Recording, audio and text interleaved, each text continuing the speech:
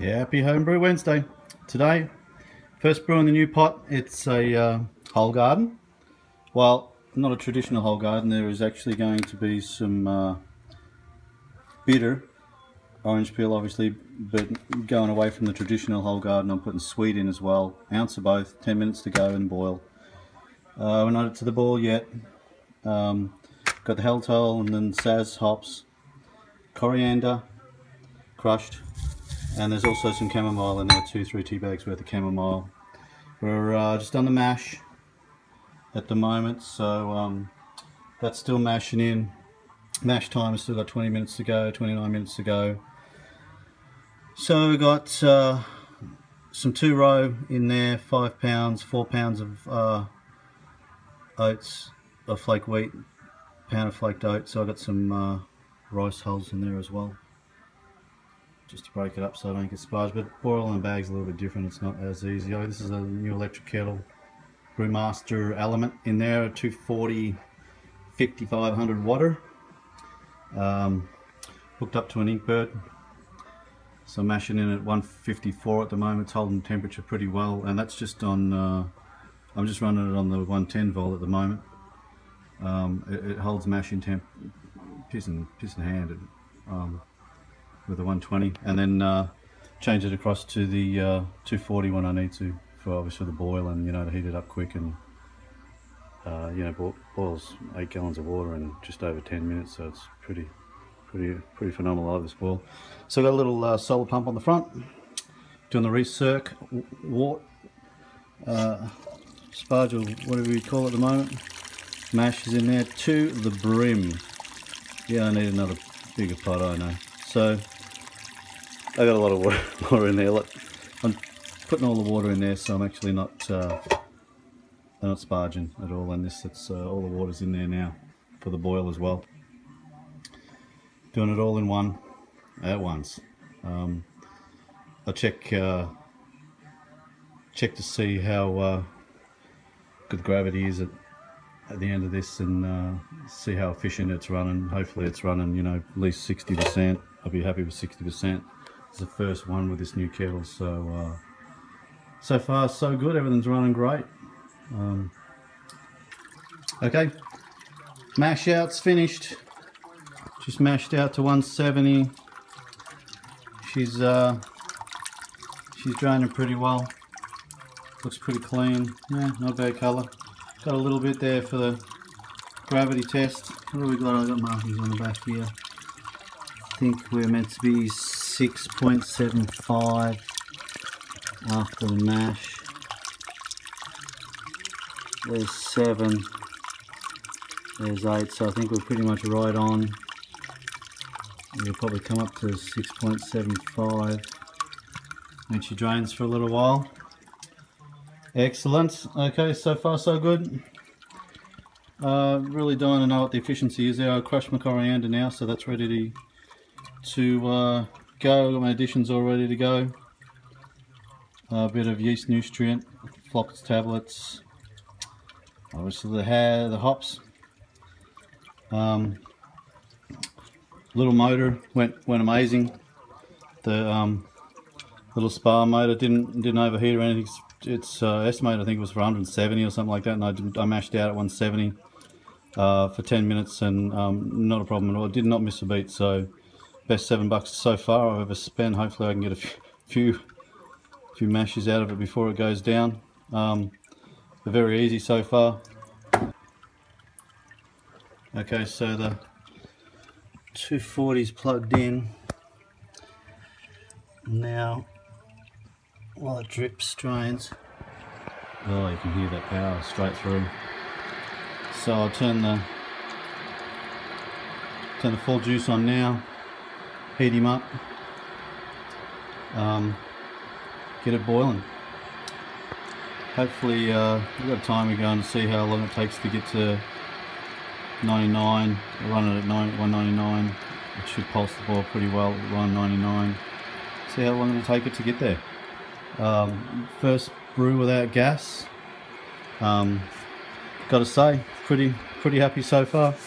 Pretty happy so far with the first brew with no gas or propane, as you Americans call it. It's easy, efficient. I do it in my garage, not gassed out like I used to.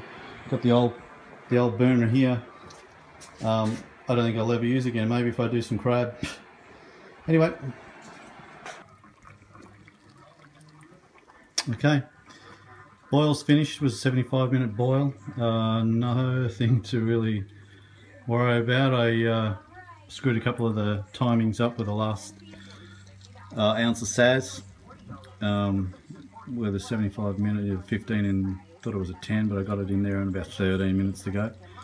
And the chillers in there, the homemade chillers in there, ready to go. Whirlflock tablets in there. Decided to use bags instead of just chucking it in.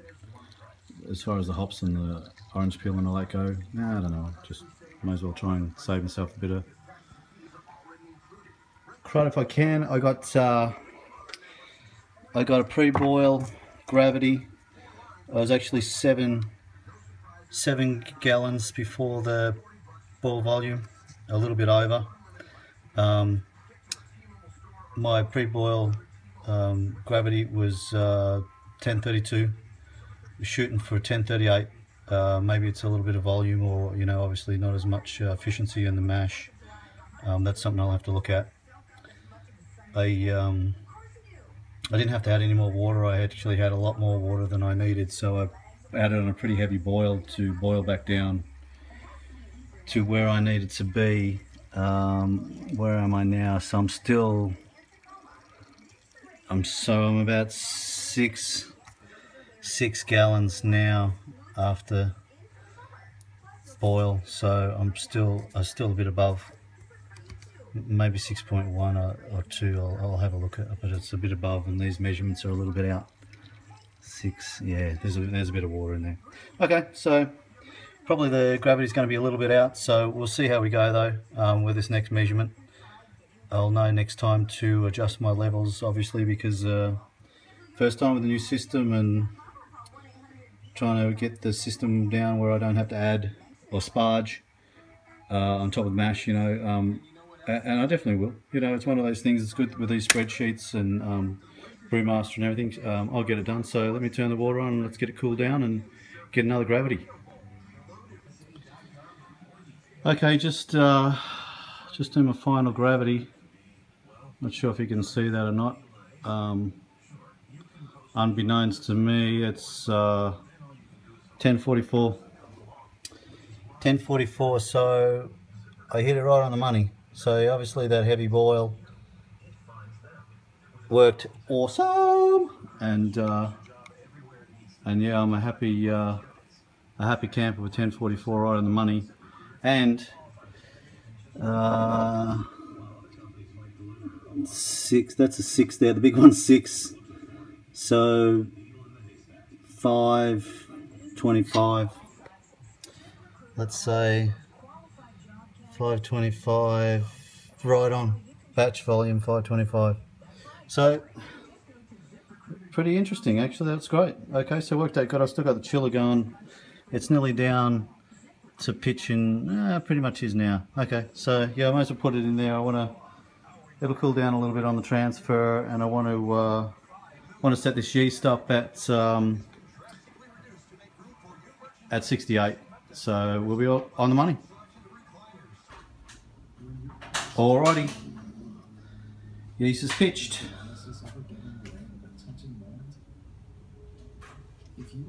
That's not a Croydon, that's from me aerating it. Plugs in. Now just we need the yeasties to do their thing. A lot of protein floating in there. Look at that stuff. It's awesome. Alright, so it'll settle out. And hopefully we'll get it down to 0.10 or something around there. Looking for a sweeter side. So hopefully it ends up around there. A couple of days later, she's bubbling away beautifully up on top. So seems to be fermenting really well. Hopefully you can see that. Here's a bit of light there. There's a bit of light there.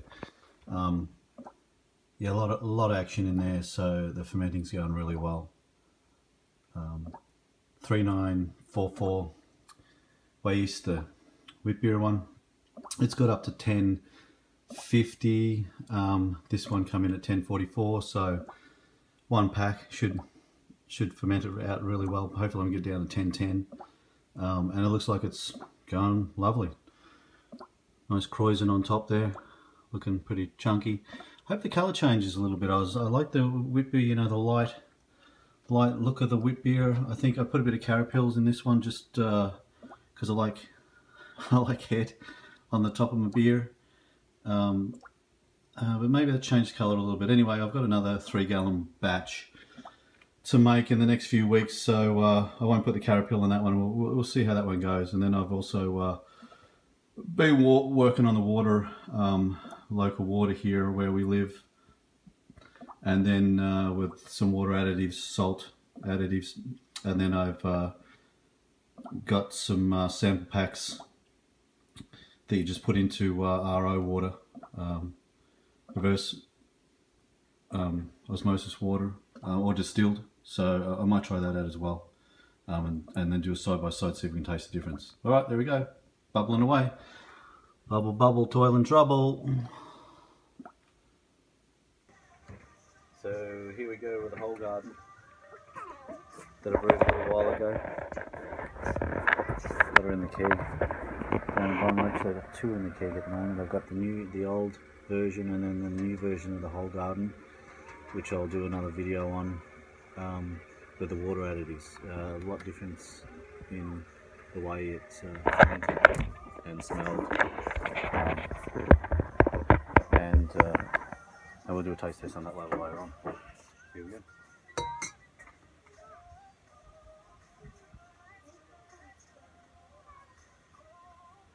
Beautiful pour. A little bit of a head on it, which is nice.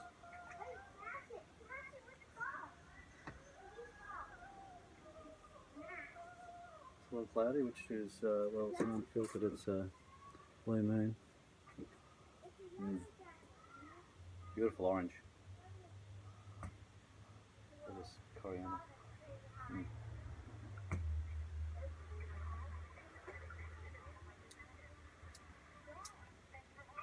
Really nice. Good mouthfeel. A little bit of a bitter to the end. But you can taste the sweet orange as well as the bitter orange. Coriander for sure.